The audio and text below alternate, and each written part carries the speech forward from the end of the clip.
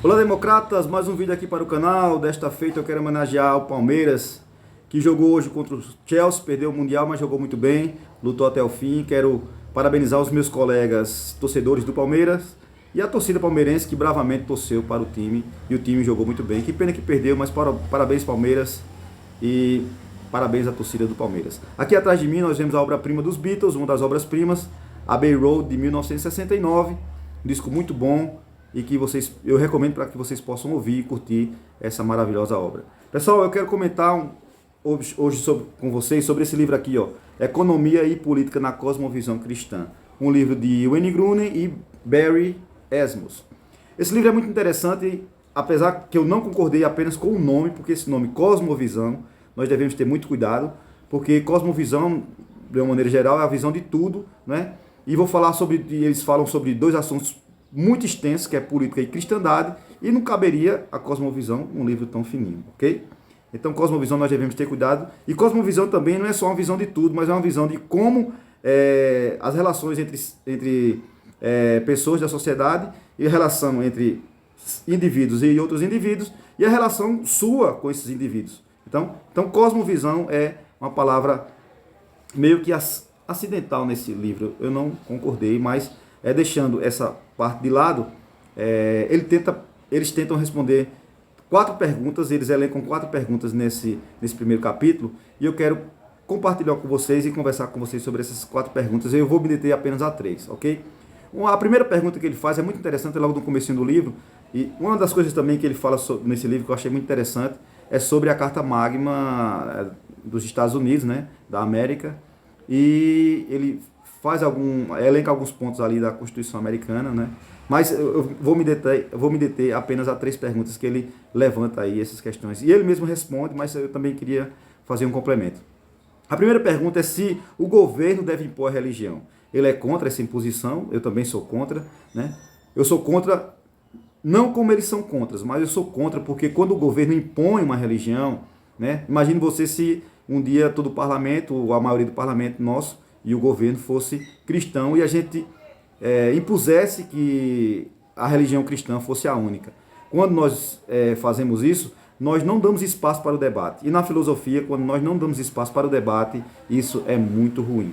E outra parte também é que os cristãos sempre foram bons no debate, né? Você vê Paulo ali em Atenas, debatendo, expondo a doutrina cristã, né? E numa exposição fantástica. Então, o debate sempre é bom para os cristãos. Os cristãos sempre se sobrepuseram nos debates com a sociedade. Então, quando a gente impõe uma religião, não dando espaço para as outras, nós perdemos a questão da dialética, ok?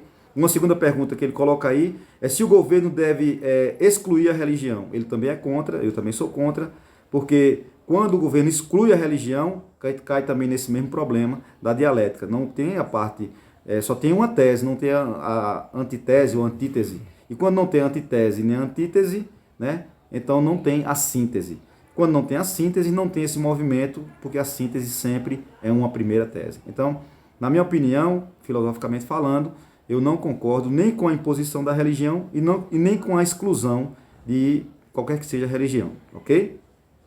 Isso também, é claro que traz pontos quando a gente deve refletir, porque quando a gente impõe uma religião que é muito nociva à sociedade, nociva no sentido de dizer que essa religião pode acabar com a sociedade, né? Eu não sei se existe uma religião que queira acabar com a sociedade, né? Mas se um dia existir uma religião desse tipo, esses pontos ficam um pouco controversos, mas que a verdade é que nós não devemos nem impor a religião e nem excluir religião, seja de qualquer natureza, seja de qualquer tipo, ok? E uma terceira pergunta que ele elenca aí é: todo governo é perverso e demoníaco. É muito interessante essa pergunta, não é? Porque nós cristãos às vezes espiritualizamos tudo. Isso é um grande problema, não é? Porque nem toda religião e nem todo movimento religioso tem a proposta de ser demoníaca. Isso aí é um fato, ok? Nem toda religião tem a noção ou a pretensão de ser perversa, ok? Isso aí é um fato. Às vezes, muitas religiões são formadas e o intuito é ser uma religião do bem, ok? Se há desvios ou há controvérsias entre a natureza do homem, a natureza divina, ou o modo como religião vai se impor na sociedade, né? E nós temos vários exemplos disso, de religiões que estiveram no meio da sociedade, se comportaram ruim, como Jim Jones, né? E outros tipos de religião, onde houve suicídios em massa, ok? Opressão, aquela coisa toda. Mas nem toda religião é perversa e demoníaca, ok? O que eu quero dizer para vocês nesse vídeo curtíssimo, que não dá nem para debater uma obra como essa, né, nesses primeiros capítulos, mas é que essas 3 perguntas são muito bem elencadas e dá para o cristão pensar e refletir sobre elas, ok? Eu recomendo a leitura desse livro e que vocês façam as suas interrogações, mas que essas 3 perguntas são muito bem elencadas aí. O governo não deve impor a religião, né, porque falta o debate. Faltando o debate também na exclusão da religião, isso para o cristão é ruim. Na minha opinião, o cristão sempre se dá bem nos debates, porque a religião cristã é muito forte, né? Ela venceu o gnosticismo, lá no começo do século I, e vencendo o gnosticismo é uma prova de que o cristão pode vencer qualquer debate, ok? Confie nas doutrinas cristãs, aprendam as doutrinas cristãs, leiam sobre elas, interrogue elas, ok? E quando você estiver pronto, vá para o debate. Não fique só na igreja, não fique só no seu gueto, mas vá para o debate, ok?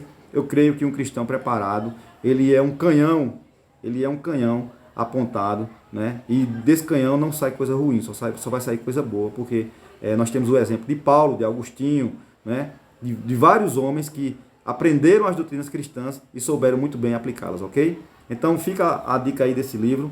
Isso é só o primeiro capítulo, eu vou trazer mais outras indagações sobre esse livro, mas eu já recomendo a leitura desse livro. Ele é fininho, né?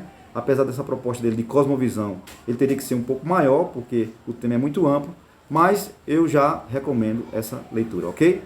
Muito obrigado.